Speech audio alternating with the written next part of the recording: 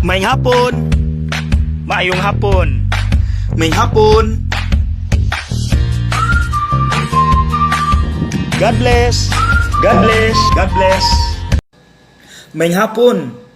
Sa Ebanghelyo karon, si Kristo mitungas sa bungtod aron magampo. Unsa iyang giampo? Ug unsa iyang feeling sa iyang pagampo? Aron matubag na, ni ay giingon ang Ebanghelyo nga sa dihang siya gaampo na, mitungha ang duha ka dagkong pangalan sa mga Hudiyo, Moses and Elijah, ang representative sa ilang mga balaod ug propeta. Ang ilang gisgutan, ang mahitabo ni Jesus sa Jerusalem. Ikaduha, atong hinumduman nga si Kristo dili lang na Dios. Tao sab siya sama nato, wala lang siya sala. Kung atong isumpay ang duha, masabta nato at this point na sa kaguol si Kristo. Amahan, sakto pa ba ang akong gibuhat? Basin na sobraan ra kog badlong sa ilang sayop. Kay akong pamati, nangita na silang pamaagi aron patyon ko nila.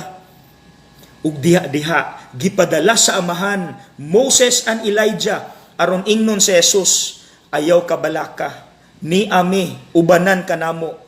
Nagsubay ka sa gisulti sa mga propeta ug sa mga balaod. You are on the right way. That is the message, mga igsoon. Ang presensya ni Moses ug Elijah sa naguol nga Kristo, maura pud na nga kita naguol ug gipikpik atong abaga sa atong mga amigo ug giingnan ta, ayaw kabalaka diha kay naami, ubanan kanamo.